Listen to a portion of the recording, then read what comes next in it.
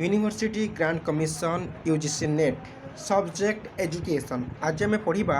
Education स्टडीर आम overall किसी part देखीदे किंतु आज आम संपूर्ण भाव डिस्कस करवा unit 2 history politics and economic of education जो रही कमिटी एंड कमिशन्स कंट्रीब्यूटन टू क्या कंट्रीब्यूशन कर टीचर एजुकेशन को कौन सब कमिटी मानकर कंट्रीब्यूशन रही कौन रेकमेंडेशन रही आम आलोचना करवा सहित एथे रही प्रथम मार्किंग करने चाहिए स्टेप बाय स्टेप आपड़ी खातार लिखुं मार्किंग करनी एथिरे मुख्यतः भाव में सेकेंडरी एजुकेशन कमिशन ओके एवं तापर रही जहाँ मुदालियर कमिशन कह जाए तापर कोठारी कमिशन रही कोठारी कमिशन 1964 टू 66 जो आसला कोठारी कमिशन ताकू रही national policy of education 1986 to 1992 सेहीपरी नेशनल कमिशन ऑन टीचर 1999 1999 मसीह आसला एवं नेशनल करिकुलम फ्रेमवर्क जहाँ 2005 3 नंबर नेशनल करिकुलम फ्रेमवर्क तापर knowledge commission 2007 Yashpal committee report 2009 national curriculum framework for teacher education 2009 justice Verma committee 2012 आसला यह आम संपूर्ण भाव आज कवर करवा यही पार्ट को देन आम तापर जा relation between policy and education को ठीक अच्छे कंप्लीट करवा कमिटी एंड कमिशन कंट्रीब्यूशन कौन अच्छी क्या टीचर एजुकेशन में let's start this class friends India संघर्ष आरंभ हुए 1600 मसीह इंग्राजी माने इंडिया को प्रवेश करती एवं इंग्राजी मानकर 200 वर्ष शासन परे परे 1800 मसीहा बेलू 1813 मसीह गोटे चार्टर एक्ट पास हुए फ्रेंड्स ये चार्टर एक्ट पास जो है मुख्य फोकस कौन रहे ताको मध्य आलोचना करवा एवं ब्रिटिश मानकर 1600 मसीहार प्रवेश एवं सेमानंकर एस्टाब्लिशमेंट होता मुख्य एजुकेशनल इंस्टीट्यूशन गुड़िक से माने किपरि भाव इंडियन एजुकेशन सिस्टम को देखिछन्ति एवं किपरि भाव परिवर्तन करछन्ति से विषय सविशेष आलोचना करवा प्रथमे कौन हुए 1600 British came out victorious and went to establish their empire in India मसीहा गुड़िक मन रखा एवं इम्पोर्टाट पॉइंट गुड़िक आम लिखा ठीक अच्छे फ्रेंड्स 1600 मसीह प्रवेश करते इंडिया मान ब्रिटिश माने आम इंडिया को प्रवेश करते 1600 मसीह तापर कौन हुए सेमानंकर साम्राज्य विस्तार करती एस्टाब्लिश ब्रिटिश मिशनारीज एवं धीरे धीरे तांकर मिशनारीज तांकर आधिपत्य को विस्तार करती and started spreading Christianity also established school aiming to education to their children Anglo-Indian servant friends caper देखते से माने एंग्लो इंडियन सर्वेंट भाव में आमको देखते तापर आरंभ हुए 1793 यह अत्यंत गुरुत्वपूर्ण डेट कारण मुझे कहि 1793 mister Robert Wilberforce a member of British Parliament wanted to add a clause related to educational reforms to the charter of company but his personal was rejected तेणु यह कौन हुए प्रपोजल को रिजेक्टेड कर दि जाए 1793 रे कारण ए ब्रिटिश पार्लियामेंट सदस्य अच्छा ये गोटे क्लोज रिलेटेड कले क्या एजुकेशन रिफॉर्म प्रथम यदि हम देखा आमर इंडियन एजुकेशन सिस्टम रे मंग धरती व्यक्ति को ना हूँ मिस्टर रॉबर्ट विल्बरफोर्स मिस्टर लिखिदेवी निहाती भाव में बहुत गुरुत्वपूर्ण व्यक्ति जे इंडिया रे प्रथमे गोटे क्लोज आड करथिले एजुकेशन रिफॉर्मर पाई एवं तांको प्रपोजल को परवर्ती मुहूर्त में रिजेक्टेड कर दिया mister Robert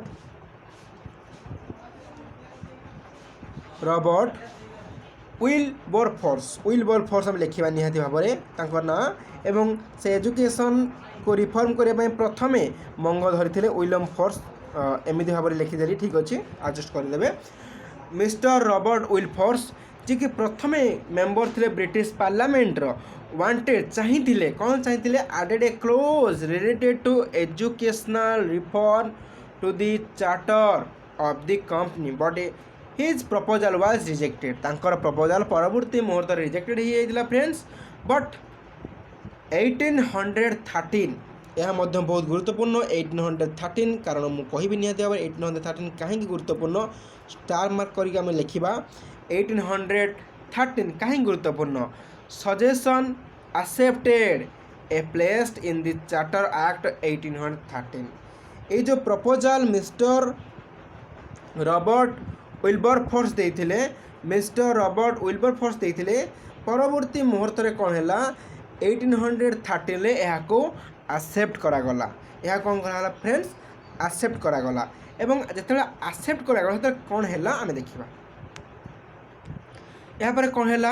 charter act 1813 gives force on the teacher education एथिरे प्रथमे टीचर एजुकेशन पर गुरुत्व दिगला 1813 ले टीचर एजुकेशन पर गुरुत्व दिगला gives force on the teacher education they want to establish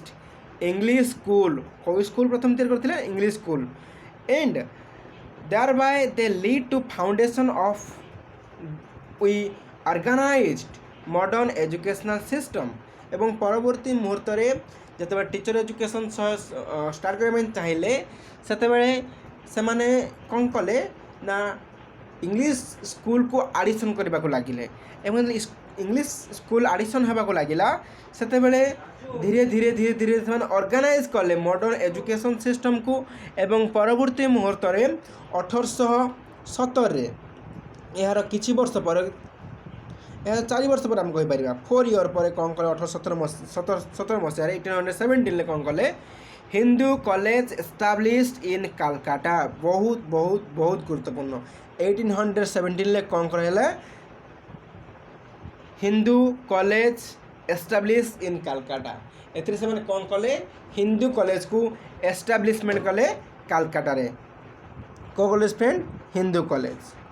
Hindu college को एस्टाब्लिशमेंट कले कलकाता रे 1817 ले which later become the president university in 2010 एथिरे परवर्ती मुहूर्त यार ना परिवर्तन हो 2010 मसीह प्रेसिडेंसी कॉलेज 2010 मसीह परिवर्तन करागला प्रेसिडेंसी यूनिवर्सिटी बोली हिंदू कॉलेज एस्टाब्लिशमेंट होता जो 1817 मसीह यार नाम परिवर्तन कर 2010 मसीह कौन करागला presidency university 2010 presidency college 1815 spread scientific knowledge presidency college प्रथम हिंदू कॉलेज तापर परवर्ती मुहूर्त में होता प्रेसिडेंसी कॉलेज मध्य 1855 रे फास्ट फ्रेंड कौन है 1817 रे हिंदू कॉलेज एस्टाब्लिशमेंट करागला 1855 रे कौन करागला प्रेसिडेंसी कॉलेज करागला तापर कौन करागला फाइनाली 2010 मसीह कौन करागला आम कहीपर प्रेसिडेंसी कॉलेज बोली करागला यार मुख्य लक्ष्य कौन स्प्रेड साइंटिफिक नॉलेज कौन friends spread scientific knowledge okay clear यहाँ पर आसे एल्फिनस्टोन रिपोर्ट 1823 मसीह फ्रेंड्स एथिरे कौन हुए आम आलोचना करवा step by step Mountstuart Elphinstone पूरा नाम हूँ Mountstuart Elphinstone's October 6 friends केते अक्टोबर 6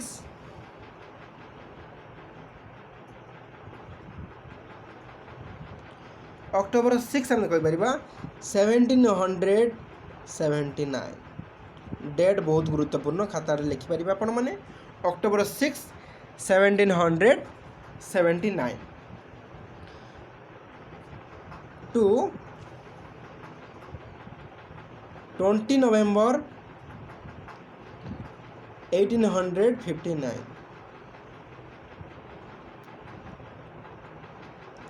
बहुत गुरुत्वपूर्ण यही समय काल भितर कौन होता एल्फिनस्टोन रिपोर्ट कार्यकारी करा October 6 1779 to November 20 1859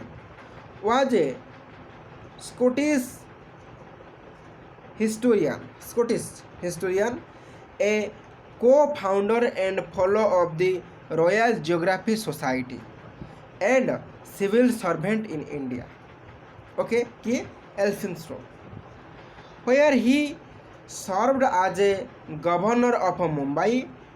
एवं से मध्य गवर्नर थिले मुंबई रे आम इंडिया सिविल सर्वेंट हिसाब काम कर एल्फिनस्टोन 1890 रे फ्रेंड्स केते 1890 पर्यंत से इंडिया रे रहिचंती एवं कार्य मध्य करिचंती अंटिल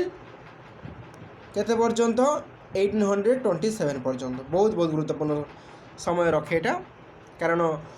1819 मसीह 1827 मसीहा पर्यंत से गवर्नर ऑफ मुंबई रे कार्यकारी करिसंती यहाँ पर से कौन कंट्रीब्यूशन करछन्ते हमें देखिबा ठीक अछि फ्रेंड्स तांकर किछि कंट्रीब्यूशन हमें वर्तमान देखिबा the appointment of district examination officer जेते एग्जामिनेशन होतिला डिस्ट्रिक्ट एग्जामिनेशन ऑफिसर हबर से अपॉइंटेड करछन्ती किछि व्यक्ति को एवं प्रत्येकटी डिस्ट्रिक्ट रे जो रहितला हमर प्रेसिडेंसी सेठी किपरि भाबरे एग्जामिनेशन होई परियो से विषय मध्ये से गुरुत्वपूर्ण राय देइथिले एवं या मध्ये इंप्लीमेंट करथिले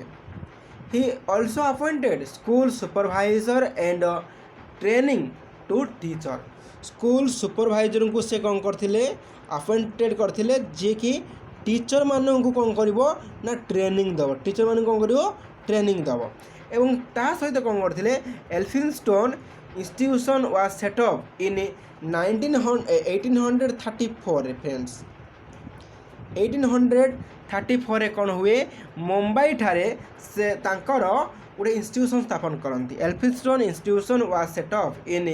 1834 in Mumbai which marked the beginning of a new development in the field of higher education जहाँकि 1834 रे जो एस्टाब्लिशमेंट कले एल्फिनस्टोन इंस्टीट्यूशन मुंबई रे 1934 रे एथिरे कौन है ना हायर एजुकेशन आमर जो रही से गोटे बड़ आमको बाट मिलगला डेवलपमेंट करने it is one of the oldest college of the Mumbai university under जे बर्तमान जहाँ आसूची से एल्फिनस्टोन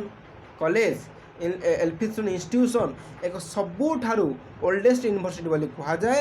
एवं 1834 मसीह जहाँ स्थापन होता ए कौन कर अपॉइंटेड करते सुपरवाइजर को ट्रेनिंग देवाई फ्रेंड्स आउ कौन करते ना अपॉइंटेड डिस्ट्रिक्ट एग्जामिनेशन ऑफिसर से अपॉइंटेड करते ठीक अच्छे एल्फिनस्टोन रिपोर्ट विषय आम बहुत किसी जानिले कौन ना एल्फिनस्टोन केबे आसते से किपरि भाव में गवर्नर थिले मुंबई प्रेसिडेंसी पर एल्फिनस्टोन इंस्टीट्यूशन स्थापन कले 1834 मसीह 1834 मसीह स्थापन कले से कौन है ना आमर हायर एजुकेशन को गोटे बाट फिटिगला ता सहित से स्कूल ने सुपरवाइजर को अपॉइंटेड करते जो मैंने कि टीचर मान को ट्रेनिंग देवे एवं ता सहित कौन करते ना डिस्ट्रिक्ट एग्जामिनेशन ऑफिसर को से अपॉइंटेड देते ठीक अच्छे क्लियर तापर देखा मैकेले मिनिट्स कौन मैकेले मिनिट्स सब कहते फ्रेंड्स बर्तमान देखा मैकेलेस मिनिट्स इन 1835 रे फ्रेंड्स मैकेले मिनिट केबे आसतिला 1835 रे आसतिले किए आसतिले मैकेले मिनिट आसतिला ए मिनिट सब कौन कौन होता Macaulay's minutes Lord Macaulay landed in India on June 10 1800 केते आसते 1800 आम कहीपर 1834 आसते 35 रे कौन कले रिपोर्ट सबमिट कले तेणु से कहुए मैकेले मिनिट 1835 35 केबे आसथिले जून 10 1834 बहुत गुरुत्वपूर्ण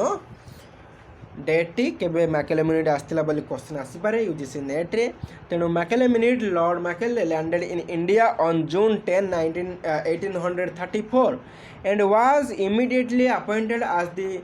president of a general committee of public instruction सांगे सांगे यही व्यक्ति जन कौन हेले आसवा क्षणी तांको कौन कराला अपॉइंटेड कर दिया गला यापर कौन हुए ना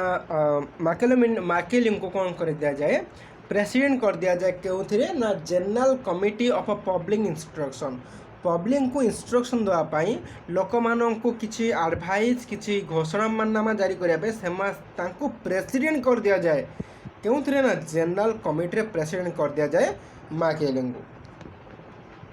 तापर आरंभ हुए मैकेले अराइव्ड इन मद्रास से क्यों ओल्लैथिले मद्रास ओल्लैथिले एति खाली मन रखिबा तापर कौन है इन 1835 Macaulay supported in the education of the classes and made a vigorous feel for the spreading western learning through the medium of English western education को ये प्रमोट करिबारे लागेले को education friends western education jar भाषा कौन English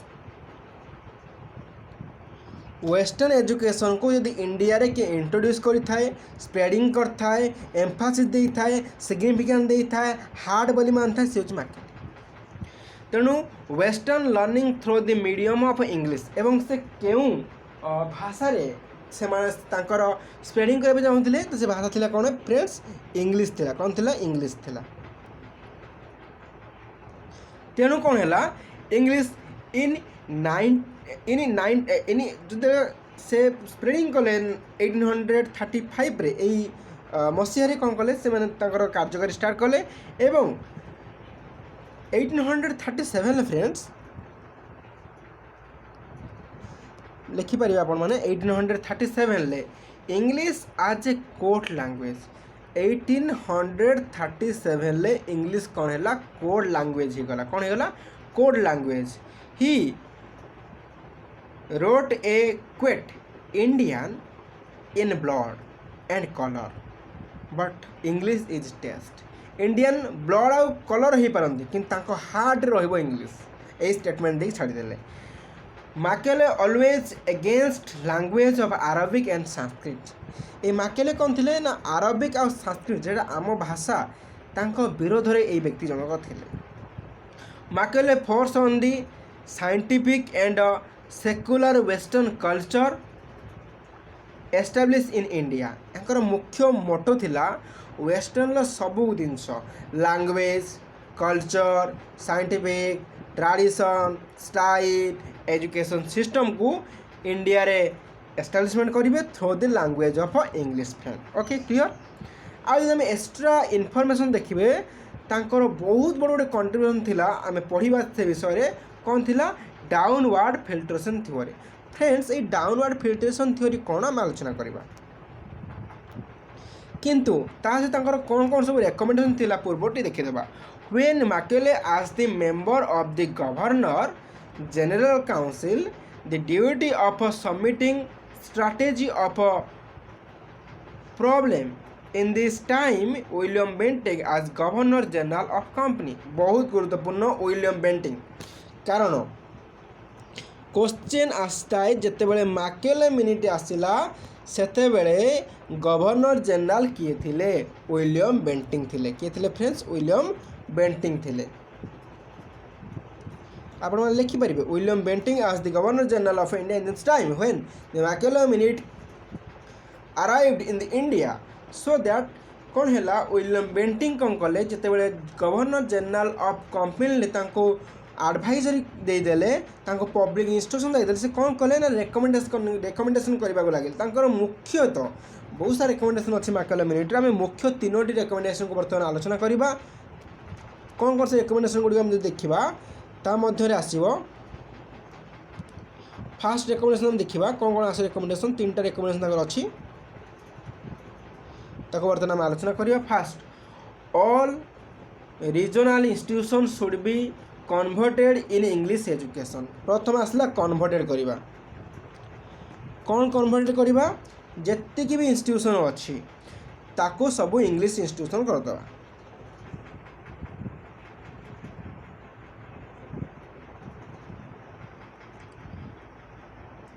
converted हो गला।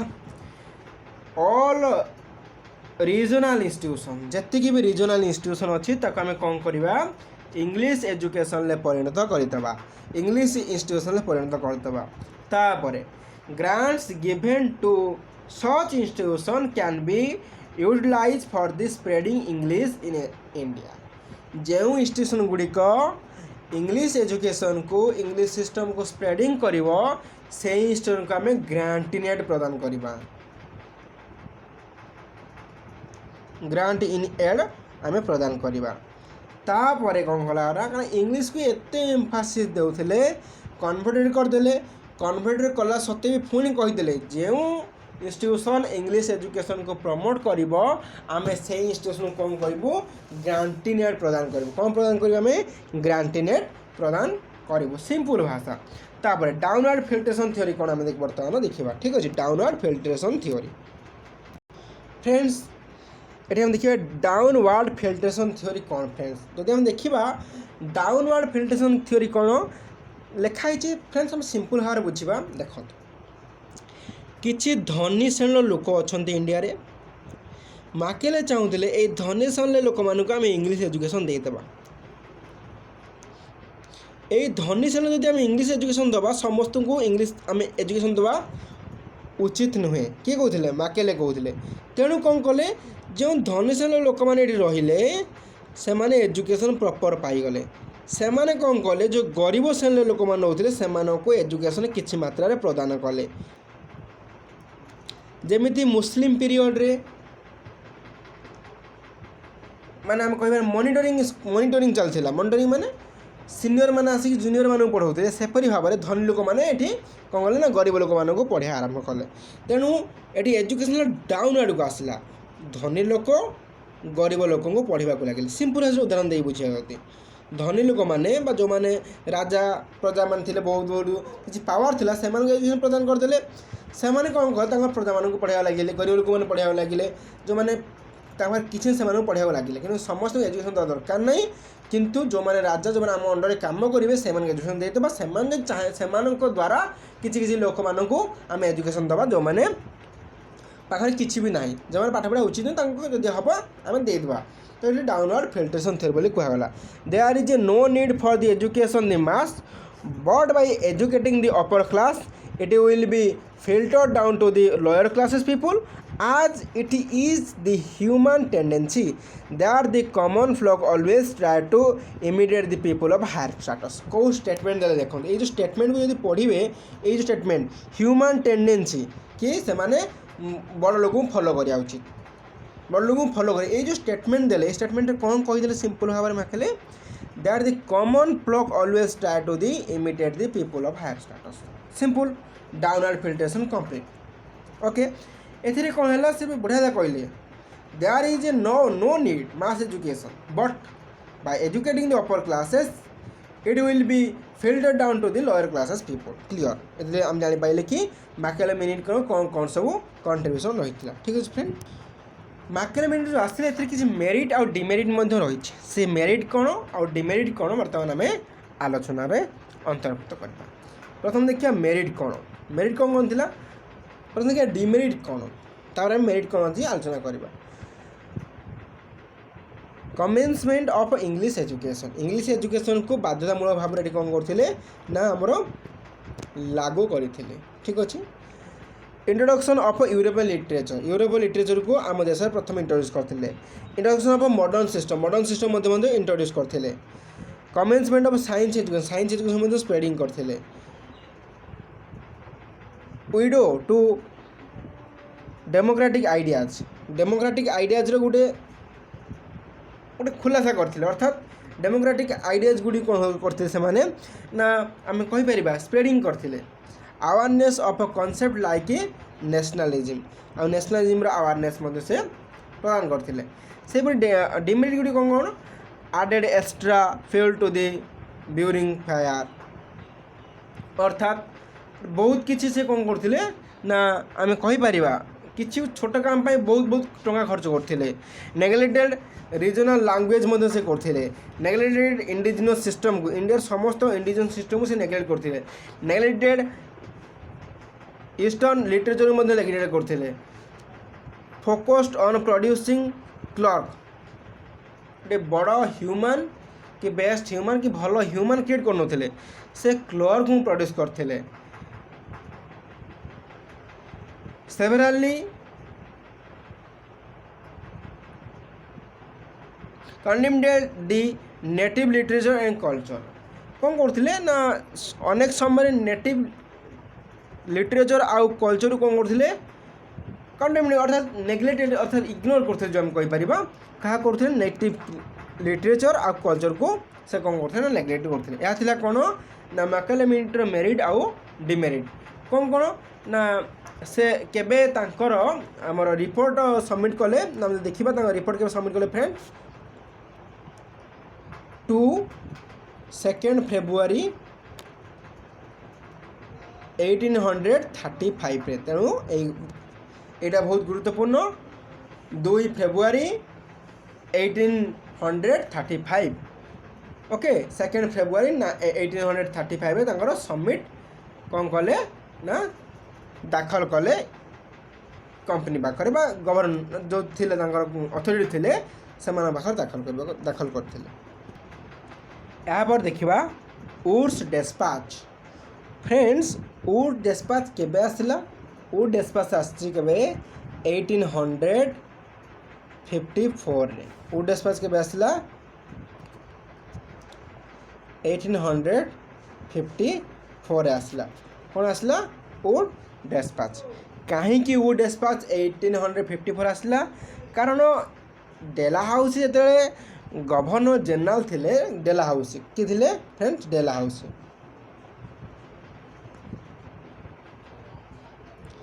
डेलाहाउसी कौन थे गवर्नर जनरल थिले तेणु यही समय कौन है ना वुड डिस्पैच आसला 1854 या कौन कह जाए Magna Carta of education in India कारण ए प्रथम थर पर स्ट्रक्चर एम ऑब्जेक्टिव तार लर्निंग इंस्ट्रक्शन सबकि स्पेसिफिकली साइंटिफिकली डिस्क्राइब करते सुंदर भाव तेणु कह जाए Magna Carta of education in India it holds unique place in the history of Indian education charter act of the British parliament has to renew every 20 year प्रति 20 year के friends प्रति 20 year कौन हुए ना रिन्यू हुए act गुड़िक केते प्रति 20 year charter act of the British parliament has to renew every 20 year the company lay down a definite policy for education in India. Sir Charles Wood was the president of the board of control, so that in this basis of president of Charles Wood called Wood Dispatch 1854 बोले कहा जाए ठीक अच्छे कौन टे लिखाई पढ़ी दबा the committee studied the issue thoroughly and reported that the development of India education cannot be ignored. Indian education को इग्नोर न करिकी आमे thoroughly कौन करिबा ना स्टडी करिबा कौन कौन सब प्रॉब्लम रही The board of direction favorable considered the suggestions of the committee. Therefore the declaration issued on June 19, 1854 was known as Wood Dispatch. The famous thinker John Stuart and clerks of the company at the time wrote the dispatch. तो यह कौन करते से clerk जो John सतरे मिल या dispatch बोली घोषणा करते based on the recommendation given by the dispatch new education policy was formed होता कौन कौन फॉर्म होता देखा ये सुंदर भाव में तार एम ऑब्जेक्टिव को कौन करते से वर्णना करते जमी it gives highest priority to the responsibility of India education and other responsibility of the company. Fast impact कौन आम इम्पैक्ट करवा कौन एजुकेट करवा कौन प्रमोट करवा कौन डेभलप करवा कौन क्रिएट करवा जमी ब्लूम्स टैक्सोनॉमी आम देखी रिमेम्बरिंग अंडरस्टैंडिंग एनालिसिस एमती भाव लास्ट टू क्रिएटिंग सेमती इम्पैक्ट एजुकेट प्रमोट डेभलप आउ क्रिएट ये से कौन इम्पैक्ट करवा friends western knowledge and information about the western culture to the Indians ये वेस्टर्न कथा कहले किंतु कहीं कहगला magnet of Indian education system आम जाना परवर्ती मुहूर्त एजुकेट क्या से कहते क्लर्क स्थापन करने ये आमको वेस्टर्न हो पछके एजुकेट करने कहले the natives of India so that A class of the public servant could be created public servant create करने कहले सी कौन करते क्लर्क आसले पब्लिक सर्वेंट तापर कौन हुए प्रमोट कौन करवा इंटेलेक्चुअल डेवलपमेंट एंड ऑल्सो आम कौन करवा also rise the morale character of the young generation भितर आम कौन करवा ना मोराल किसी आइडिया गुड़ी को डेभलप करवा practical and vocational skill of the Indians so that more and more articles could be produced तेणु आम इंडियन मान भर कौन कर प्रैक्टिकल और वोकेशनल स्किल दे पारिबा जो माने मोर आ मोर अर्थात अधिक मात्रा प्रोडक्शन होगी आमर काम करें क्रिएट कौन कर a good market for the consumption of the goods तेणु आम एमती भाव लोक मानू कहवा से कौन करेंगे पाठ तो पढ़े कि गोटे गुड मार्केट तैयारी करेंगे आम मान आम प्रोडक्ट बिकिपर एथेरे किछि चक्रांत कालीय जिनस थिला किंतु किछि भल जिनस रही है इंडियन मान आम देखा कौन कौन सब साइलेंट फीचर थिला आम देखा फास्ट साइलेंट फीचर कौन थिला फ्रेंड्स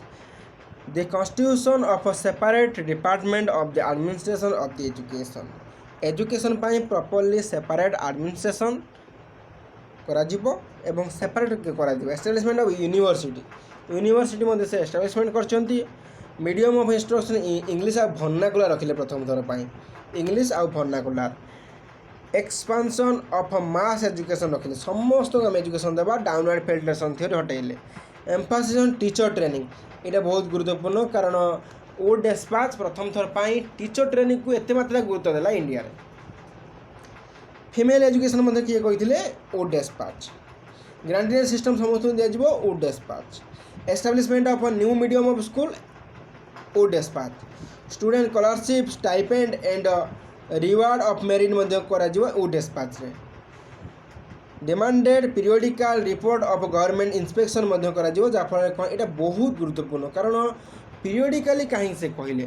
पीरियडिकली ओ डेस्पाच तार साइलेंट फीचर रखीला पीरियडिकली इंस्पेक्शन आम करें जहाँफल आम कौन हम ना डेवलपमेंट हो पार स्कूल कौन चली कौन ना आम जापर तेणु पीरियडिकली कौन कराला ना इंस्पेक्शन करने से साइलेंट फीचर रे स्थान देते फ्रेंड्स कौन कौन सब रिकमेंडेशन थिला department of education fast time pi department of education को किए इंट्रोड्यूस करथिले ओ डेस्पाच तेणु 1854 रे प्रथम थर पाई रेकमेंडेशन ले कौन कले department of education the establishment of department of public instruction in 5 major provisions कौन से मेजर प्रोविजन्स गुड़ी रहा देखा फास्ट है कौन Bengal Mumbai Madras Punjab and north western province the head would be called आज डायरेक्टर ये रेकमेंडेशन जो मैंने हेड थिले जो प्रोविजन्स रे समस्त को एजुकेशन डिपार्टमेंट दिज्व हेड को कौन कह डायरेक्टर बोली कह he was to be assisted by number of inspection सी नंबर ऑफ इंस्पेक्शन तैयारी करेंगे और साहाय्य करेंगे द आम कह DPI had to be submitted director आम डायरेक्टर सबमिट कर क्या annual report to the government about the educational process okay जो डायरेक्टर पर्सन ऑफ आम कह इंस्पेक्शन रही सी कौन रिपोर्ट को आमर गवर्नमेंट को सेंड करेंगे डिपार्टमेंट ऑफ एजुकेशन प्रथम थर ओ डेस्पाच कर ठीक अच्छे तापर हूँ एक्सपांशन ऑफ मास एजुकेशन कही सारी कौन कौन मास एजुकेशन दिज्व डाउनवर्ड फिल्ट्रेशन थ्योरी को रिजेक्ट करागला समस्त को मास एजुकेशन दिज्व से कहते the common people are deprived of education opportunity therefore much emphasis is given on the increasing of setting of a primary middle and higher school the downward filtration theory was discarded. Primary education was considered as the basic of foundation of the education system. तापर हम देखा establishment of university university establishment कथा कहते कौ जगह university गुड़िक रहा in 3 presidency towns the university were to be moulded London university भाई आम यूनिवर्सिटी सब आम इंडिया स्थापन हम 3 जगह क्यों स्थापन हम the university should be chancellor as a vice chancellor it would confer degree to the successful candidates after passing the examination organize department not only English but also Arabic and Sanskrit very बढ़िया कथा कहले very good कथा कहले ये Arabic स्थान दिगला यही कथार Arabic स्थान दिगला रेकमेंडेसन कौन कहले ना organise department not only English but also Arabic Sanskrit and Persian as well as law and civil engineering बोली से रेकमेंडेसन करते ठीक अच्छे से भाई ग्रांट इन एड सिस्टम क्या दिज्व एवं केउ प्रकार दिज्व आम देखा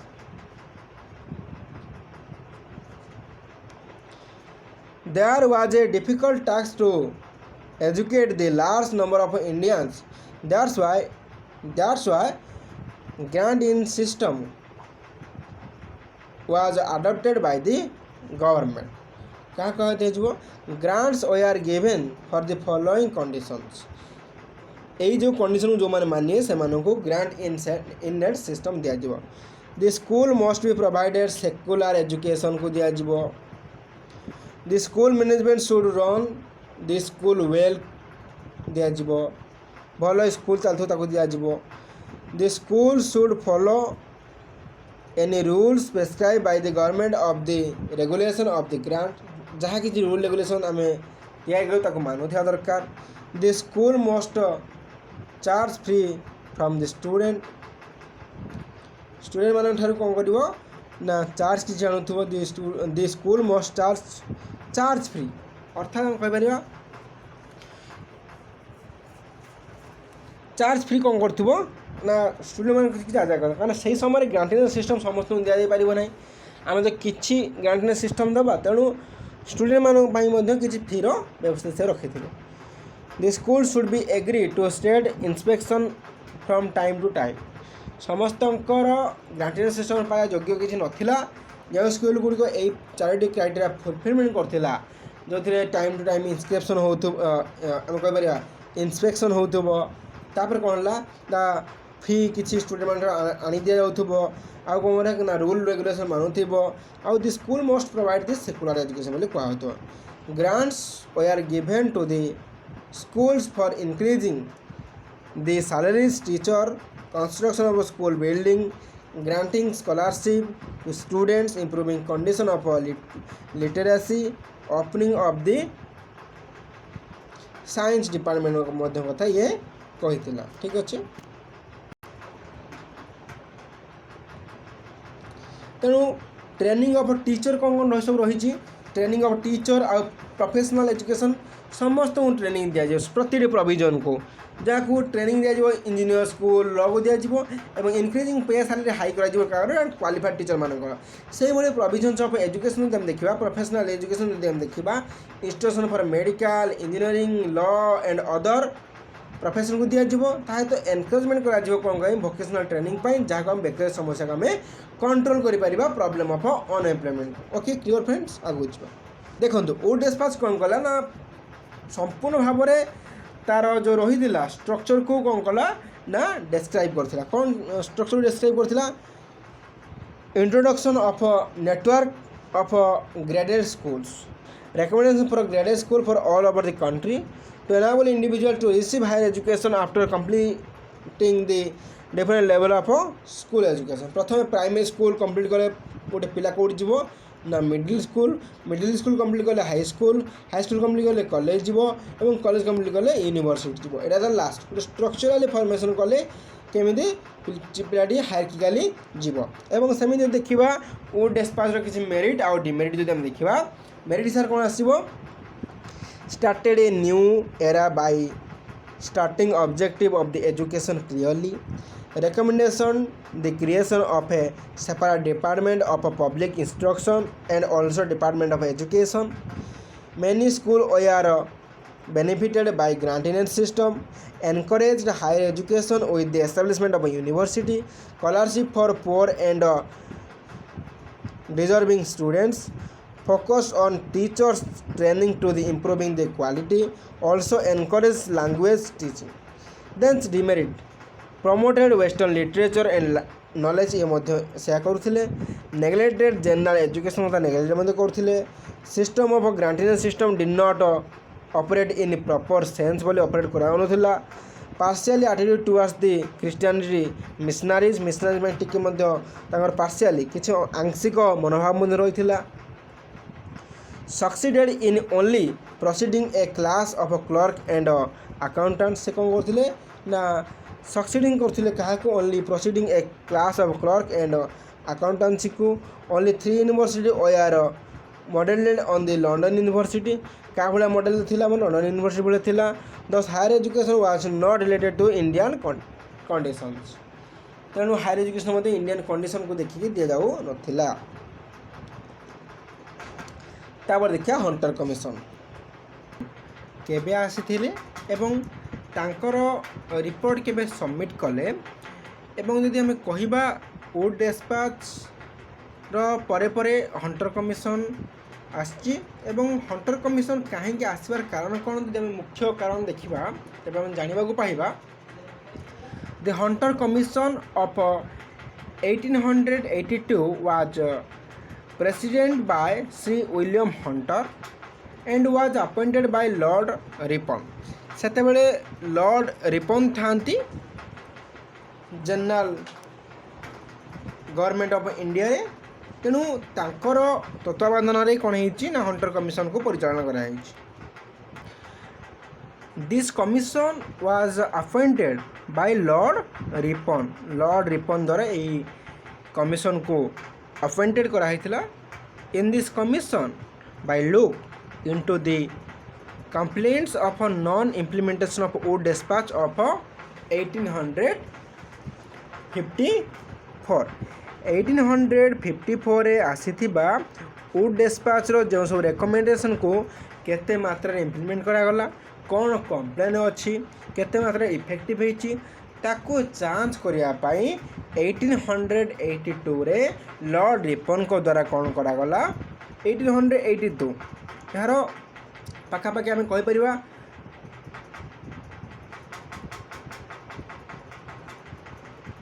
28-29 वर्ष परे परे कौन करा गला ना लॉर्ड रिपन आसला ठीक अच्छे तेणु ये जो घटना घटी सबू ये घटनार तदारख करने ये घटना किए कंप्लेन रखी केते इफेक्टिव होती नॉन इम्प्लीमेंटेशन केते ताकू देखापी 1882 रे कौन करागला लॉर्ड रिपन को द्वारा हंटर कमिशन अर्थात विलियम हंटर को कौन कर दिगला दायित्व दिगला बुझापी दायित्व कौन बुझे दायित्व non implementation of Wood dispatch 1854 clear president of this commission was William Wilson Hunter he submitted the report 1882 रे तांका रिपोर्ट को सबमिट कले कौन कहले से in this commission they told that look into the status of education in British territory and suggested means by which this can be extended or improved एको अधिक मात्रा extended करा जाओ और इम्प्रूवमेंट पाई से सजेस्ट करथिले के हंटर कमिशन कहा review नैथिले Wood dispatch row review would dispatch केबे आस्तिला 1854 आस्तिला କିନ୍ତୁ ହଣ୍ଟର କମିଶନ 28-29 ବର୍ଷ ପରେ ଆସିଲା 1882 ରୁ 1883 ଗୋଟିଏ ବର୍ଷ ଯାଞ୍ଚ କଲା ଏବଂ ତାର ରିପୋର୍ଟକୁ ସବମିଟ୍ କଲା ଏବଂ କହିଲା ଏହାକୁ ଅଧିକ ଏକ୍ସଟେଣ୍ଡ କରାଯାଉ ଆଉ ଇମ୍ପ୍ରୁଭମେଣ୍ଟ କରାଯାଉ। The major recommendation by the Hunter Commission of 1882 friends resulted in the following changes in the education system of British India। जेमिति हम कहि परिबा preference was given to the literated candidates मान को अधिक इम्पोर्टेंट दिया okay सेपरि आम कहि परिबा municipal board मध्य से गठन करथिले एवं primary education under the local staff government करथिले। Secondary education were to be establishment कथा कही। Secondary education curriculum was also revised with academic and vocational courses derive आम कहीपर इन डिफरेंट एकेडमिक ब्रांचेस को से कौन करते डाइवर्सिफाइड करते ओके सेपरी भाव में missionary school were discourage and Indian participation in the private school system was solicited by the Raj. अर्थात आम कहीपर किपरि भाव में हंटर कौन कौन रेकमेंडेशन अच्छी बर्तमान देखा। फ्रेंड्स रेकमेंडेशन कौन थी प्रथम तक रेकमेंडेशन ऑफ हंटर कमिशन आम देखा फास्ट कौन थी encourage primary education. It found that primary education in British territories is lagging behind. अर्थात ब्रिटिश माने प्राइमरी एजुकेशन को सेतिकी मात्रा रे कौन है ना फोकस दे नथिले। टीचर एजुकेशन हायर एजुकेशन यदि फोकस दौले प्राइमरी एजुकेशन को अधिक मात्रा फोकस दौले तेणु ये प्रथम थर पर कौन रेकमेंडेशन करथिला प्राइमरी एजुकेशन को अधिक फोकस देवाई कहूला। Financial revenues must be reserve financing the development of the primary education in British India territory. Second recommendation कौन कले प्राइमरी एजुकेशन फाइनेंशियली आम सपोर्ट करवा जेपरी भाव में प्राइमरी एजुकेशन कौन कर ना इवॉल्व हम to provide financial granting system to the field of the primary education so that primary education will be increased. Suggestion करते elementary school should be handed over the management of municipal council and district board and other bodies subject to the inspection and supervision by the government द्वारा ये supervision करा time to time periodically inspection करा एवं local body under रहिबो कोन municipal और local body under रहिबो कोन एलिमेंटरी स्कूल। से कहूँ elementary school should be handed क्या द्वारा हैंडेड करा क्या द्वारा नियंत्रण करा over the management of municipal council and district board and other body subjected to the inspection and supervision by the government okay. आउ कौन सब रेकमेंडेशन था देखा जदि देन सेकेंडरी एजुकेशन में कौन तक रेकमेंडेशन थिला reported that the secondary education was making commendable progress particularly in Bengal where the system of a grant in aid system worked well। से कौन कहते ना सेकेंडरी एजुकेशन ले गोटे प्रोग्रेसिव रिपोर्ट करते जो कि Bengal particularly Bengal where in the system granting system worked well से भल भाव ग्रांटिंग सिस्टम को कौन होता इम्प्लीमेंटेड कर recommended that the secondary should be progressively handed in the private enterprises which would be encouraged in the form of a granting system। ये private हाथ को मध्य दे पारिबा जो माने कि सेकेंडरी एजुकेशन सिस्टम को अधिक एनकरेजमेंट करि पारिबे। However, standard of the education should not be permitted to decline like government private or Christianity। आमे कहि परिबानी संपूर्ण डिनाय करि परिबानी परमिटेड करि परिबानी डिक्लाइन करिया पई समस्त को समस्त चले उचित गवर्नमेंट चले उचित प्राइवेट चले उचित क्रिश्चियनिटी को आम जो रही स्कूल चला। However standard of the education system should not be permitted to decline क्या को बंद कर देवानी कहीं भी डिक्लाइन होना should not be decline but like government private आउ क्रिश्चियनिटी से कथा कहते। Grant in aid system for the इनिजियस स्कूल कौन कहूँ it is recommended granting system in the indigenous हाँ इंडिजिनियस ये स्पेलिंग भूल अच्छी ये टिके इंडिजिनियस हम okay it is recommended granting system for the indigenous school on the basis of आम कह पेमेंट बाय रिजल्ट केतिकी रिजल्ट से आमको दूसरी केतिकी इम्प्रूवमेंट होची तार आवश्यकता को आख्या रखिक आम कौन करवा आम ताको ग्रांटिंग सिस्टम दे पारंती the aided school would charge lower rate of fees than those charged by the similar government aim to situation and those schools should be allowed to employ more Indian graduate trained in the Europe university से कौन कौन जो मैंने एठी पास करी जिबे जो मैंने एठी कौन करिवे ना आम कहीपर हायर एजुकेशन लक्ष्य थी से कौन करेंगे ट्रेन करेंगे कौटी university in trained in the European university को जापारे ठीक अच्छे